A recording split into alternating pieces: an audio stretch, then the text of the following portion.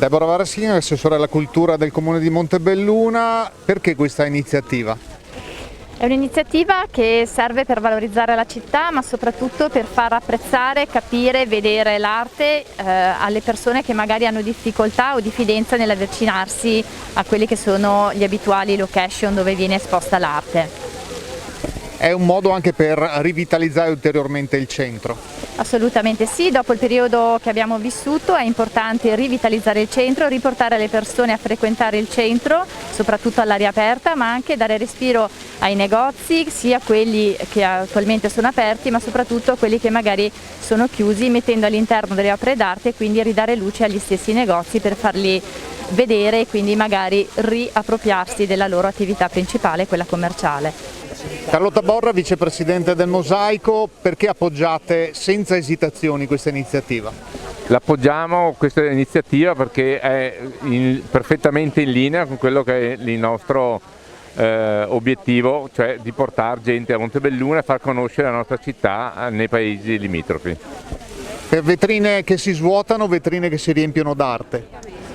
Purtroppo sì, in questo periodo in modo particolare alcune vetrine si sono svuotate, già da prima era un momento un po' triste per il commercio, comunque grazie a questa iniziativa perlomeno la gente verrà a conoscere degli spazi che erano prima bui e adesso saranno illuminati dalle opere d'arte.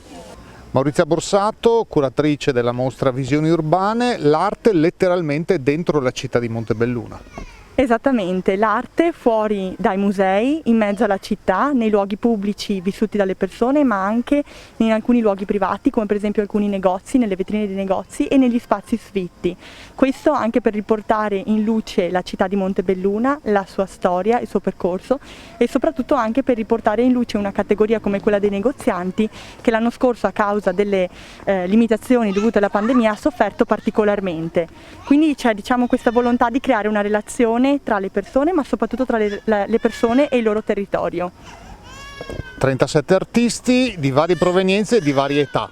Esattamente, abbiamo diversi artisti tra cui vorrei citare proprio Carlo Bagliana con l'opera Qui alle mie spalle, ma soprattutto anche i più giovani, abbiamo alcuni studenti dell'Accademia delle Belle Arti, giovanissimi, Accademia di Belle Arti di Venezia, e abbiamo anche Tommaso Perin, il più giovane di tutti, un ragazzo di 14 anni che ha presentato un'opera dedicata alla città di Montebelluna davvero significativa non solo per i materiali con cui è realizzata ma anche per il messaggio di cui si fa portatrice, un messaggio di fiducia, perché Tommaso ha cominciato a lavorare nella ceramica proprio l'anno scorso durante la pandemia e ha superato le difficoltà che tutti i ragazzi della sua età hanno affrontato l'anno scorso attraverso l'arte, quindi un messaggio, un invito anche ai giovani ad approcciarsi all'arte, a trovare un proprio mezzo, una propria tecnica da lavorare e soprattutto il coraggio di esprimersi. Carlo Bagliana, questo cavallo un po' ribelle.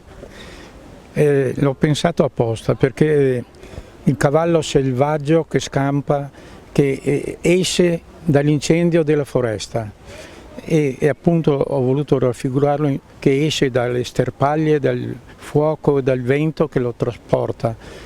È una denuncia della natura contro le avversità dell'uomo e deve essere un messaggio di ripensamento anche per noi uomini nei confronti della natura. Rappresento uno degli studenti dell'Accademia di Belle Arti di Venezia e in questo spazio verranno installati dei video. Uno di questi è un video interattivo che parla di una cartolina grande di Montebelluna dove vengono rappresentate delle foto vecchie e c'è un sensore e quando una persona passa sotto il sensore che rivela la presenza si apre un'altra cartolina che racconta del presente e quindi c'è un passato, un presente e il fatto del camminare in avanti a questa cartolina rappresenta il progresso e il futuro. Voi quindi non utilizzate le tradizionali tecniche figurative ma altri linguaggi? Altri linguaggi che sono quelli visivi multimediali, difatti gli altri miei due colleghi faranno dei video e io farò una installazione interattiva dove c'è la possibilità comunque della persona interagisce con l'opera d'arte. Io sono Cristina Calderoni e rappresento Giovani Artisti Italiani. Per Visioni Urbane ho scelto di portare un lavoro che installerò all'interno della fontana Il titolo del lavoro è Spingere la circoscrizione dello spazio per ampliare lo spazio interiore. Sono delle lettere in alluminio che appunto verranno installate all'interno della fontana, seguendo il semicerchio della fontana, in modo tale che quando le persone si affacciano alla fontana per usufruirne scoprono questa frase che riprende appunto lo stesso lettering che viene usato negli edifici pubblici per fare le epigrafi o per dire degli eventi storici. Io ho passato praticamente 2 settimane e mezza, però comunque è un lavoro che continuerà a raccogliere reperti. Ho fatto un giro tra tutte le frazioni di Montebelluna, cercando anche un'interazione con i cittadini delle frazioni, perché per me è fondamentale nel pellegrinaggio, che è una pratica che per me è fondamentale all'interno della ricerca.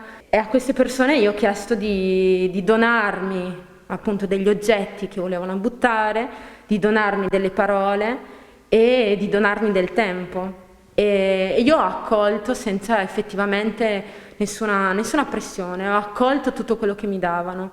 E infatti la bicicletta è una di questi reperti, quindi non solo rifiuti, ma anche effettivamente oggetti che realmente raccontano le storie delle persone che vivono a Montebelluna. E Montebelluna non è solo un centro, è un tappeto decorato, no? E le frazioni sono praticamente delle unità complesse all'interno di questo tappeto che è ornato, e ogni giunzione, ogni congiunzione tra un decoro e l'altro sono appunto questi reperti.